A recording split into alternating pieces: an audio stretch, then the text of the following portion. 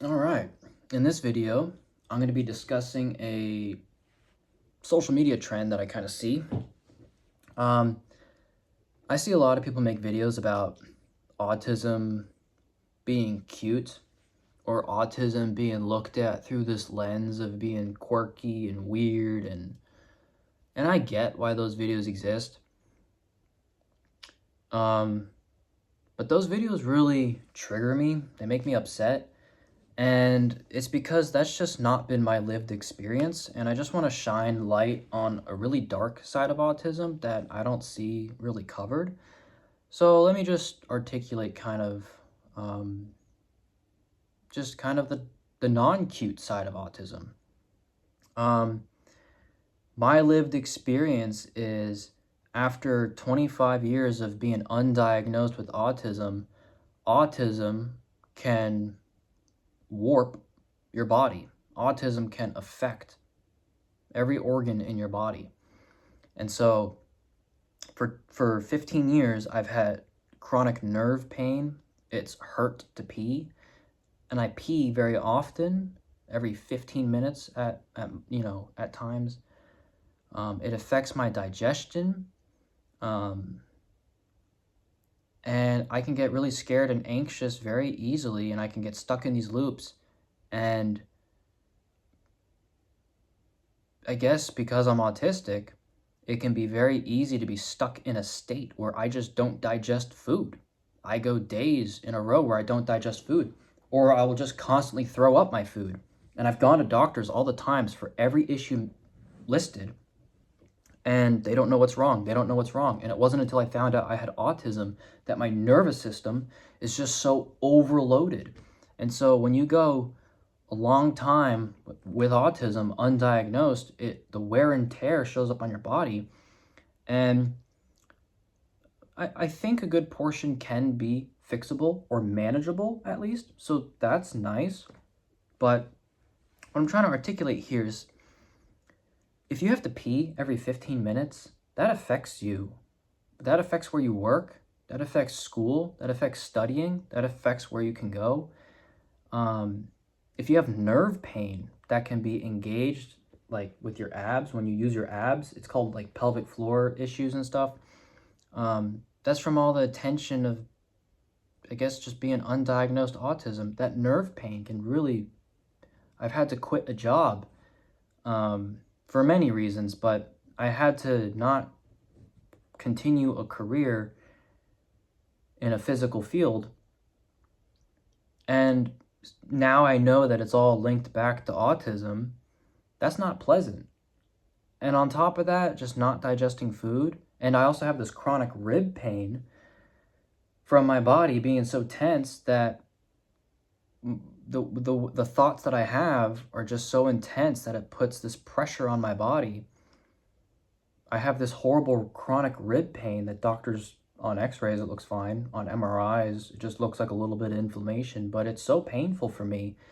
I've broken knuckles over it trying to figure out what's going on, and I've linked it back to autism now that I know, okay, I have autism.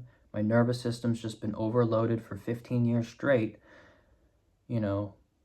How do we undo this tension? And I guess what I'm just trying to articulate is that this is an ugly state to be in. This is painful. This is not pleasant. And this is my lived reality, and to see a lot of videos just glorifying autism and making it look cute.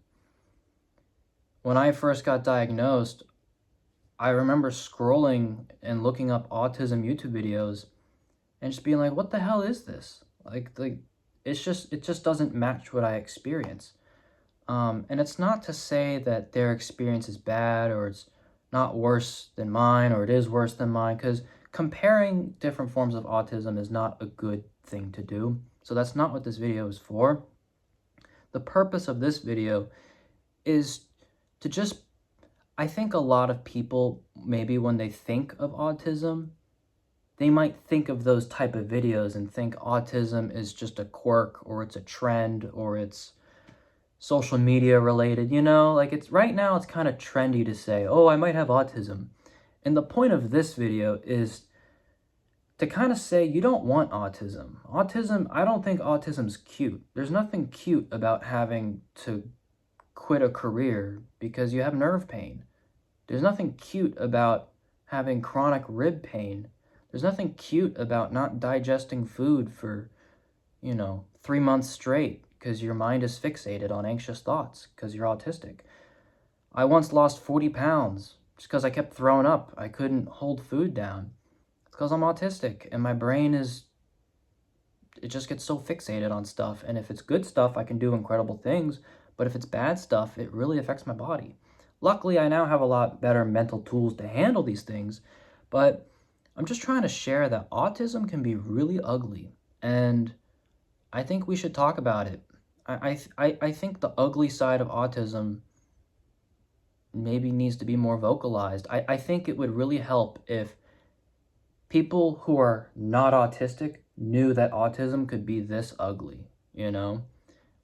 And I'm just I just know that when I first looked at autism videos, a lot of the stuff that kind of came up was more cute related autism stuff, and it just rubbed me the wrong way. So, but I can totally understand why those videos exist because, autism can be ugly and there are good sides of autism. Autism can all it is just your brain is wired differently, and there are good things and bad things. So it makes sense that people would want to gravitate towards the good side of this. And I think that that's great. And so if those videos are stemming from the intention of trying to shine a light on the beauty of autism, I think that's excellent and I think we should promote it.